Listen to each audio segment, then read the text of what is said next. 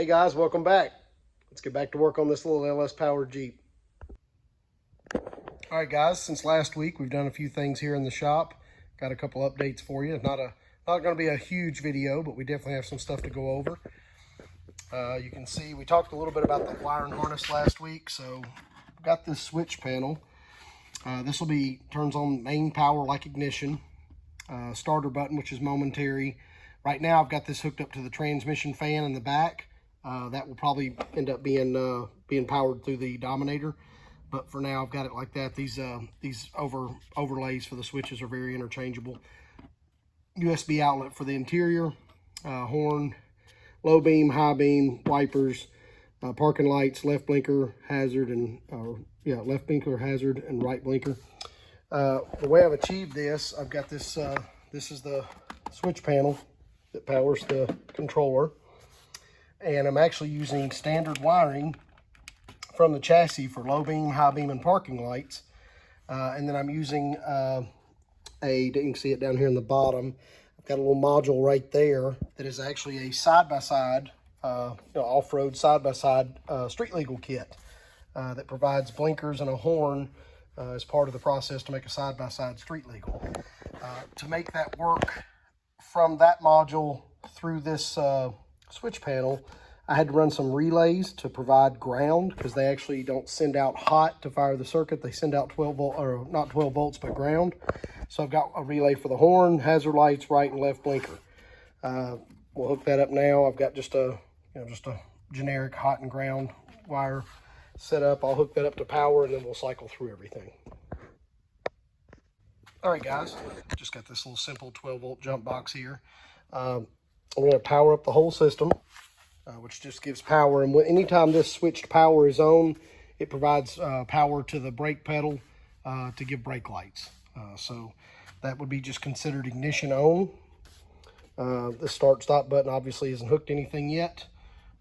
The transmission fan in the back, turn that on. I think you can hear that power up. Underneath the back.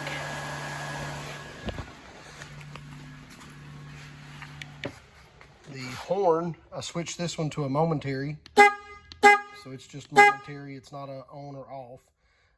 We'll go to parking lights, so we'll turn all the parking lights on. Got all the parking lights lit, front and back. I think we talked a little bit about some of this last week, but the wiring wasn't finalized. And then we can do left blinker. And actually what I did, if you look in, I'm not sure if you'll be able to see it in the video, this is the main bulb that was the factory harness. This is actually a 12 volt LED from that side-by-side kit. I actually drilled the back of the housing and fed that in so it doesn't directly interfere with this wiring. It's on its own standalone circuit. Got hazards that work both, of course, obviously front and rear. Now it takes the little 3/4 inch round LEDs, but I didn't want to drill holes for that in the back. So in the back, I'm utilizing the reverse lights for a blinker. And, I don't know how often you actually use reverse lights. I'm not going to be, this is more of a toy and a hot rod. It's something that's not going to be screaming for reverse lights, but it will have the blinkers to keep it legal. And in a pinch, you could turn the hazards on and at least have some strobe backup light. So really clean little system. This is actually going to go where the radio would normally go. I bought a double DIN dash insert, so this will just be sitting right there in that, and that's going to control all the chassis wiring and then everything else to control the engine, the cooling fans, the turbo, the boost reference, and all of that thing. All of those things are going to be controlled through the Dominator. So this should be two standalone systems, and by doing that, we should be able to eliminate any interference between the electrical systems.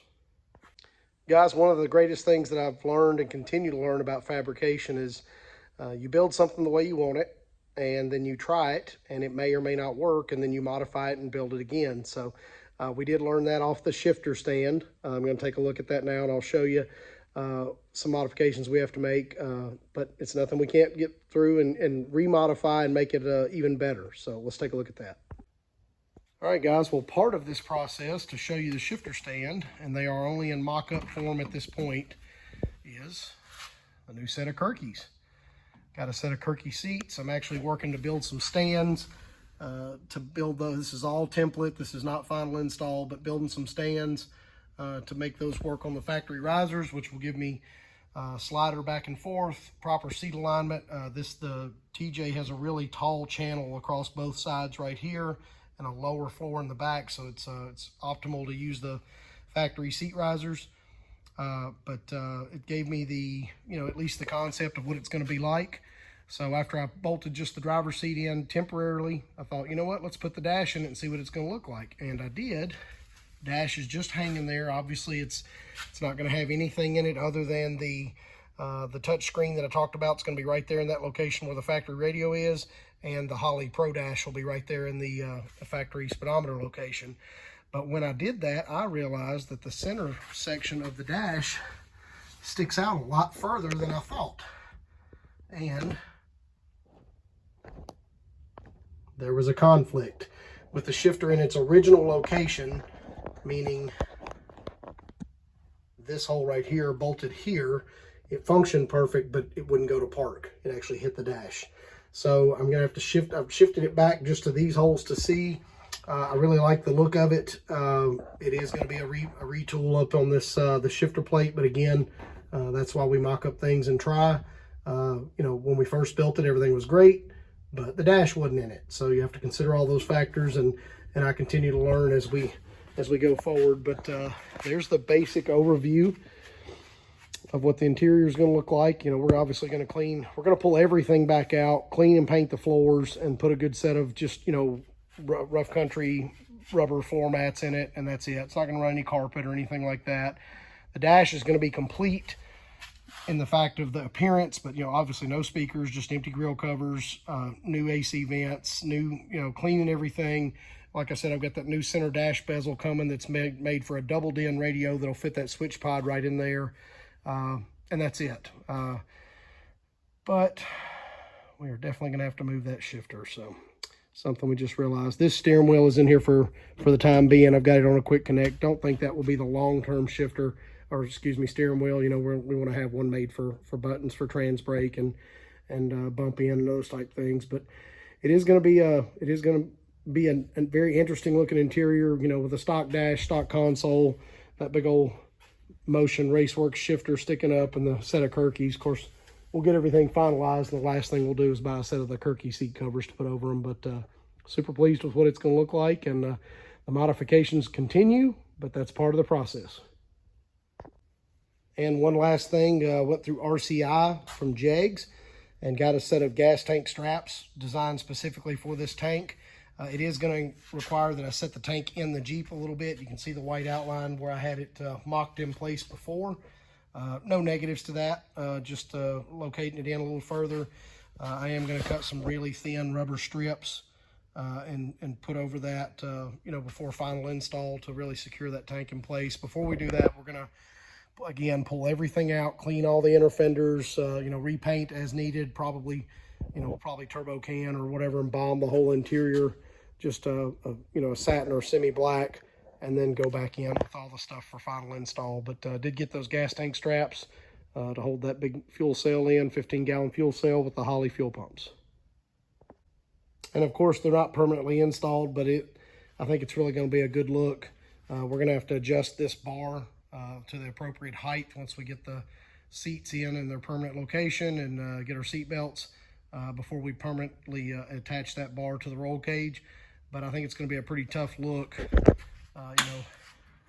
cruising down the road in this hot rod with the Kirkey showing, looking over the back of that fuel cell, with that big 8.8 and those meats hanging under the back of it. This should be a pretty tough little TJ. So getting excited about this project, guys. This is the factory dash bezel for the speedometer. I'll show you where this goes if you're not familiar with TJs. That'll actually sit in that location for the factory speedometer. Well, as you know, Holley is helping out with this project. They've done a great job supporting this build. So as part of that, we got the 12-inch Pro Dash from Holley. It's got the protective cover on it, and I'm going to leave that on there until final install. But I'm going to see if I can do this correctly and show you how well that 12-inch Pro Dash is going to fit inside that bezel. I may have already talked about this before. I think we did on the original introduction of parts, but super excited what that's going to look like, having that Holley Pro Dash stuffed up inside that factory bezel. See if I can get a little bit better grab on it. There we go. And having that inside the dash of the TJ. Hey guys, it was another quick video this week, but we're trying to stay on top of all the movement and the updates with this project so we can kind of have the whole build series of it. You know, it's been a busy week here at the shop. Dylan and I have both kind of had some of those fall cold stuff going on, so I'm probably sound pretty funny, but really excited to get in here tonight, play with this thing a little bit. It is a bummer about the shifter stand, but that's, like we said, that's part of, you know, fabrication and learning. So we'll modify that up before next week's video, and we'll see the final product on that. And we'll get these Kirkeys permanently mounted and installed in the seats in the Jeep. So we'll have that part of it done, and we'll probably move forward a little bit with the dash as well. I've got some the dash bezel coming this week. I want to go ahead and get it in, make some block-off plates for where the HVAC was at, and go ahead and get some of that part of the project moving on. So, you know, that week of Christmas that we take off and work on our own toys, so we can really focus on the mechanical side of it that week. So getting excited, guys. As always, we really appreciate you tuning in every week. You know, these are short videos, and, you know, one-man crew trying to hold this shaky camera slash iPhone and, you know, stumble around the shop as I'm trying to learn as I go, as well as talk about what I'm doing. I know it's not a lot of firsthand video of what I'm doing, but I'd rather give you the finished result, or at least the end process view of what we're doing, rather than showing me go back and forth and learning as I go. So again, this is a rough draft. The interior is all going to come back out. We're going to remake that shifter stand, finalize getting those seats mounted, and work on the dash some this week. So appreciate you guys tuning in. Check us out every day on Facebook.com, Richter's Off-Road Performance, Richter's Off-Road on TikTok, and right here on YouTube at Jeeps by Richter. Appreciate you guys. See you next week.